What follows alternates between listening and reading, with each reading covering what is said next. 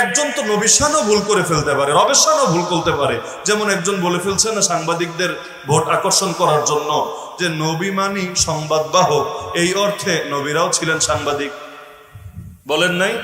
এই বাক্যের চেয়ে তো ডেঞ্জারাস বাক্য পরেরটা, সবাই তো আছে এটা নিয়ে। এর পরের বাক্য আরো ডেঞ্জারাস। পরের বাক্য হলো, আপনারা তো সার্বক্ষণিক সংবাদ সরবরাহ করেন, নগদ সংবাদগুলো জাতিকে জানান, এই বিবেচনায় আপনারা তো আরো শ্রেষ্ঠ। আগের বাক্য আর পরের বাক্য মিলান, নবীরা সংবাদ বাহক, নাউজুবিল্লাহ, এই অর্থে নবীরা সাংবাদিক, এই অর্থে নবীরা সাংবাদিক। আর আপনারা যেহেতু নগদ সংবাদ জাতিরা জানান, আপনারা তো আরো শ্রেষ্ঠ। তো নবী মানে যদি সংবাদ বাহক, এই বিবেচনায় নবীরা সাংবাদিক বলা যায়, তাই লিখে সাংবাদিকরাও নবী বলা যাবে। টানলে তো দুদিক থেকেই টানা যায়, তাই না? লাউরে কদুও বলা যায়, কদুরে লাউ বলা যায়, ভালো কথা। তাহলে নবীরে যদি সাংবাদিক বলা যায়, এরপর তো আবার প্রশ্ন আসবে, হলুদ সাংবাদিক না সবুজ সাংবাদিক? সাংবাদিক তো আবার বহুত প্রকার আছে। সব সাংবাদিক মানেই ভালো এমন তো না। সাংবাদিক মানেই ভালো, সাংবাদিক মানেই ভালো। বিগত দিনে আমাদেরকে যখন জুলুম করে করে ধরেছে, এক শ্রেণীর সাংবাদিকরাই তো এগুলোর পক্ষে দলিল সরবরাহ করে জাতিকে মিসগাইড করেছে। হুজুর ধরলেই জঙ্গি, হুজুর ধরলেই এই সেই, এভাবে বিভিন্ন ট্যাগ লাগিয়ে সরকারের জুলুমকে বৈধতা দেওয়ার চেষ্টা করে নাই? এমনকি প্রকাশ্যে সরকারের তেল মালিশ করতে করতে জাতির বিরুদ্ধে অবস্থান নেয় নাই, নিয়েছে। এমনকি নাউযুবিল্লাহ মিন যালিক, শাব্দিক অর্থ দিয়ে সব যদি বলা যায়, তো রাসূল অর্থ বার্তাবাহক। রাসূল অর্থ কি? বার্তাবাহক, যিনি বার্তা বহন করে নিয়ে যান। তাহলে দুদিন পর তো ডাকপিয়নের ভোট দরকার হলে বলবে, ভাই ডাকপিয়নরা, রাসূল মানি বার্তাবাহক, এই অর্থে রাসূলও ডাকপিয়ন, তোমরাও ডাকপিয়ন। তাহলে শাব্দিক অর্থ যদি সব বলা যায়, জানোয়ার অর্থ কি জানেন? জানোয়ার মানে প্রাণী। জানোয়ার খারাপ শব্দ না, জানোয়ার মানে কি? প্রাণী, যার প্রাণ আছে, যার জান আছে। জান, ওই প্রাণ জান একই জিনিস। যার জান আছে তারে জানোয়ার বলে। তো শাব্দিক অর্থের বিবেচনায় আপনারা যদি জানোয়ার বলা হয়, আপনার কেমন লাগবে? অথবা এই জাতীয় নবীরে যে সাংবাদিক বানায় দেয়, তারা যদি জানোয়ার বলা হয়, তিনি কি খুশি হবেন? তিনি খুশি হবেন? তখন বলবেন নাউজুবিল্লাহ, নাউজুবিল্লাহ, আমারে জানোয়ার বললো, আমার অপমান করেছে। বাহ, তোমারে জানোয়ার, অথচ জানোয়ার বাস্তবেই জানোয়ার। আর ইনসানু হায়ওয়ানুন নাতিক, মানুষ হলো এমন জানোয়ার যারা কথা বলতে পারে। মানুষের পরিচয় এটা, সংজ্ঞাই এটা, মান্তিক শাস্ত্র এবং তর্কশাস্ত্রের ভাষায়। তাহলে শাব্দিক অর্থ দেখলেই হয় না ইজ্জতও দেখতে হয়? শাব্দিক অর্থ দেখলেই হয় না ইজ্জত সম্মানও দেখতে হয়? আল্লাহ আমাদের হেফাজত করুন। তাহলে অন্যায়ের পক্ষে থাকবেন না ন্যায়ের পক্ষে থাকবেন? অন্যায়ের বিপক্ষে যাবেন না ন্যায়ের বিপক্ষে যাবেন?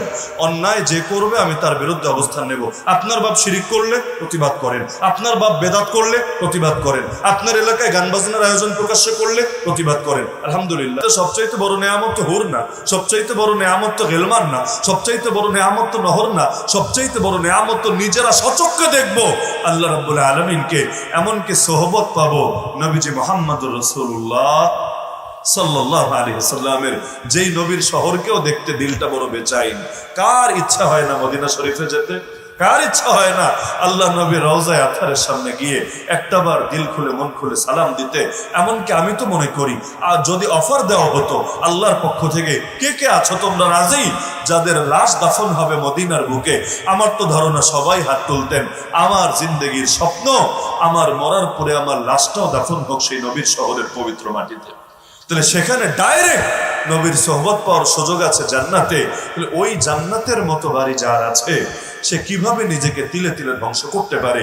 তাহলে নফস আর শয়তানের সাথে যুদ্ধে পরাজিত হই কিভাবে? আরে বাকি যুদ্ধ রাখেন, সবার আগে এই যুদ্ধে আমাদেরকে জয়ী হতে হবেই হবে। নিয়ত করেন, আমি আমার নফসকে জয়ী হতে দেব না, আমি শয়তানকে জয়ী হতে দেব না, আমি আমার সর্বোচ্চ শক্তি দিয়ে হলেও নফস আর শয়তানের বিরুদ্ধে জয়ী হবই হব ইনশাআল্লাহ। নাকি হেরে যাবেন? নাকি ঝরে যাবেন? আল্লাহ রাব্বুল আলামিন হেদায়েত দেওয়ার পর যদি ঝরে যান, এর চাইতে বড় আফসোসের বিষয় কি হয়? রব্বানা লা তুযিগ কুলুবানা বা'দা ইয হাদাইতানা। হ্যাঁ, এই পরীক্ষাটা চলবে মরণ পর্যন্ত। দুনিয়া এসেছেই তো পরীক্ষা দিতে, না হলে আমাদের আসল বাড়ি কোনটা? বাপের বাড়িরই তো আসল বাড়ি বলে, তাই না? স্থায়ী ঠিকানা, বাকি তো বর্তমান ঠিকানা। আপনার বাড়ি শেরপুর, আপনি ফ্ল্যাট কিনেছেন ঢাকায়, ফর্ম পূরণ করতে গেলে ঢাকাকে স্থায়ী ঠিকানা লেখেন না বর্তমান ঠিকানা লেখেন? বর্তমান লেখেন। কেন? কারণ যেখানে আমার বাপের ভিটা, যেখানে আমার আত্মীয় স্বজন, যেখানে আমার শৈশব কৈশোর, সেটাই তো আমার স্থায়ী ঠিকানা। অথচ শেরপুর কি স্থায়ী? বাংলাদেশ কি স্থায়ী? এই দুনিয়াটাকে স্থায়ী, আল্লাহ ছাড়া ভাই কিছুই তো স্থায়ী না। কুল্লু মান আলাইহা ফান ওয়া ইয়াবকা ওয়াজহু রাব্বিকা যুল জালালি ওয়াল ইকরাম। তাহলে আমাদের সবার বাপকে আব্বা আদম আলাইহিস সালাম। আদম আলাইহিস সালামের প্রথম বাড়ি কি দুনিয়া না জান্নাত? প্রথম বাড়ি কি শ্রীলঙ্কা না জান্নাত? প্রথম বাড়ি কি এশিয়া না জান্নাত? আল্লাহ রাব্বুল আলামিন তো তাকে জান্নাতেই দিলেন পরীক্ষা করার জন্য, পরবর্তীতে দুনিয়াতে সাময়িক সময়ের জন্য পাঠিয়ে দিলেন। তাহলে পরীক্ষার হল তো পরীক্ষার হল, পরীক্ষার হল ঘর না, পরীক্ষার হল বাড়ি না। তাহলে আমাদের বাড়ি কোনটা? আর দুনিয়া দারু মাল্লা দার লাহু, দুনিয়া হলো তার বাড়ি যার আসল বাড়ি নাই।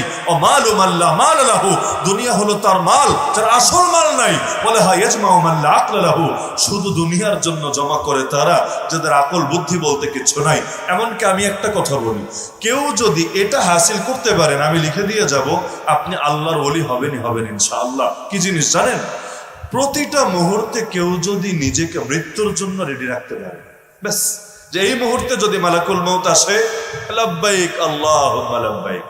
ওই হজে গেলে বলি না আমরা, হজে গেলে আল্লাহ শহরে যেতে পারলে আমরা বলি না লাব্বাইক আল্লাহুম্মা লাব্বাইক, হাজির আল্লাহ আমি হাজির তোমার দরবারে হাজির। একইভাবে আমাকে যদি ডাক দেয় আল্লাহর পক্ষ থেকে, মালাকুল মউত হাজির হয় আমার সামনে, আমারে তো আর অপশন দেয় না, নবীদেরকে তো অপশন দেন। কোন নবীর জান জোর করে কবজ করা হয় না, বরং আল্লাহ তাদেরকে অপশন দেন, চাইলে আরো থাকতে পারেন, চাইলে আমার কাছে আসতে পারেন। নবীরা থাকতে চান না যেতে চান? থাকতে চান না যেতে চান? কারণ মায়ের কাছে যেতে কারো খারাপ লাগে? আরে খারাপ লাগে নাকি? যদিও মা ভাঙা ঘরে থাকে, আপনি হয়তো বিদেশে থাকেন সুন্দর শহরে, সাজানো গোছানো শহরে, অনেক উন্নত, কিন্তু মায়ের কাছে যেতে কোনো খারাপ লাগে? লাগে না, বরং মায়ের কাছে যাওয়ার মধ্যে আলাদা সুখ থাকে। এই যে আজকে বৃহস্পতিবার, ঢাকা থেকে আসতে কি যে কষ্ট, কেউ বৃহস্পতিবার আসলে বুঝবেন কেন এত কষ্ট। কেন? কারণ সবাই মায়ের কাছে, বাবার কাছে, নারীর টানে ছুটে আসে নিজের এলাকায়। বড় কষ্ট হয়, বড় কষ্ট হয়। ঈদের সময় দেখবেন ওই যারা লঞ্চে করে যায়, ট্রেনে করে যায়, ভেতরে জায়গা হয় না, ঝুলে ঝুলে যায়, কখনো নিজের জীবনকে রিস্কের মুখে ফেলে দেয়। তারপরে এত কষ্ট কেন করে? কারণ মায়ের মুখ দেখলে, বাবার কাছে গেলে সব কষ্ট যাবে দিল থেকে হারিয়ে। তাহলে মায়ের কাছে যেতে যদি খারাপ না লাগে, আমাকে বলেন মা বেশি আপন না আল্লাহ বেশি আপন? তাহলে আল্লাহ যদি বেশি আপন হয়, আল্লাহর কাছে যেতে কেন খারাপ লাগবে? এজন্যই তো নবীর সাহাবীরা শাহাদাতের জন্য দোয়া করতেন আল্লাহর কাছে। আমি করি না, আপনি করেন না, জীবন চলে যাচ্ছে, আল্লাহর কাছে শহীদি মরণ চাওয়া হয় না, অথচ নবীজি পর্যন্ত বলেন আয় আল্লাহ আমার দিলে এক ধরনের মৃত্যুই চাওয়া, সেটা হলো আমি চাই তোমার রাস্তায় শহীদ হব, আবার জীবন দিবা, আবার শহীদ হব, আবার জীবন দিবা, আবার শহীদ হব, আবার জীবন দিবা আল্লাহ, আবার শহীদ হব। নবী কি জানেন না আল্লাহ দুনিয়াতে একবারই পাঠিয়েছেন, দ্বিতীয়বার চান্স আল্লাহ দুনিয়াতে কাউকে দিবেন না? নবী জানেন না? জানেন।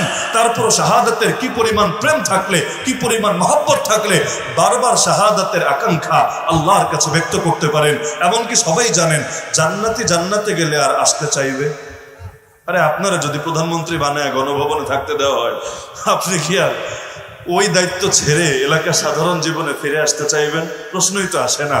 এমনকি আপনি তো স্বপ্ন দেখাবেন 2041 সালে হ্যাংকারেঙ্গা, 2050 সালে ট্যাঙ্কারেঙ্গা, এখন ডিজিটাল আছে, সামনে স্মার্ট কারেঙ্গা, কত ধরনের স্বপ্নের মধ্যে আপনি ডুবে থাকবেন। এমনকি বয়স যদি হয় দাদার বয়স, দাদির বয়স, নানার বয়স, নানির বয়স, তাও বলবেন আরো 20টা বছর, এর আগ পর্যন্ত গদি ছাড়া যাবে না। এর জন্য খুন করা লাগলে খুন, এর জন্য গুম করা লাগলে গুম, এর জন্য যা করা লাগে তা করবে, তবুও ক্ষমতা ছাড়তে রাজি না। এটাই বাস্তবতা না? তাহলে দুনিয়ার ক্ষমতা আর কি? আসল ক্ষমতা তো আল্লাহ জান্নাতে দান করবেন। তো জান্নাত ছেড়ে কেন আসতে চাইবে আমাকে বলেন? কিন্তু আপনারা জানেন এক শ্রেণীর মানুষ, তারা জান্নাত পর্যন্ত ছেড়ে আসতে চাইবে। তারা কারা? কে জানেন না? তারা কারা? সবাই বলেন তারা কারা? শহীদরা। তারা কারা? শহীদরা। আল্লাহকে বলবে আল্লাহ বেশি না, অন্তত 10টা বার পাঠায় দাও দুনিয়ায়, আর 10টা বার শাহাদাতের মজা নিয়ে আসি। চিন্তা করেন কি আছে শাহাদাতে, যে শাহাদাতের মধু পান করার জন্য জান্নাত পর্যন্ত ছেড়ে আসার কথা বলে, যেই জান্নাতে রবের দিদার আছে, যেই জান্নাতে নবীজির সোহবত আছে, যেই জান্নাতে হুর আছে, গেলমান আছে, সারাবন্ত হুরা, রেশমের পোশাক, স্বর্ণালঙ্কার যা লাগে সব আছে, এমনকি কোনোদিন যা কল্পনায় আসে নাই তাও আছে। ওই জান্নাত পর্যন্ত ছেড়ে আসতে চাইবে শাহাদাতের মজা, শাহাদাতের মধু আরেকবার পান করবে বলে, অথচ দুনিয়াতে বসে একবার দোয়াও করি না আল্লাহর কাছে। এমনকি মজার বিষয় কি জানেন?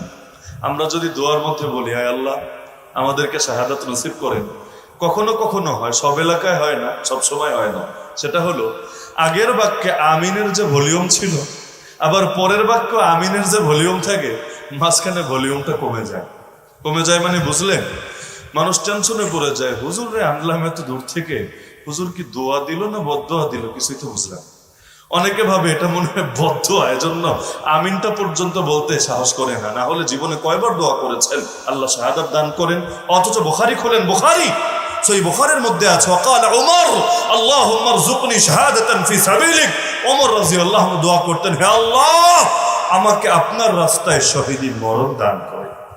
তাহলে এক নম্বরে আমাদের নফস শয়তানের বিরুদ্ধে জিততে হবে না হারতে হবে? জিততে হবে না হারতে হবে?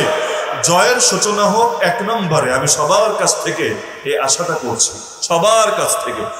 আগামীকাল ভোর থেকেই শয়তানের বিরুদ্ধে আমাদের যুদ্ধযাত্রায় বিজয় সূচনা হতে হবে। সেটা কিভাবে? 5 ওয়াক্ত নামাজ নিয়মিত জামাতের সঙ্গে আদায় করার মাধ্যমে। কালকের ফজর যদি জামাতে পড়তে পারেন, শয়তান হেরেছে আপনার কাছে, নফস হেরেছে আপনার কাছে। যদি না পারেন, আপনি হেরে গিয়েছেন শয়তানের কাছে, আপনি হেরে গিয়েছেন নফসের কাছে। পরাজিত হতে চান না বিজয়ী হতে চান? যুদ্ধ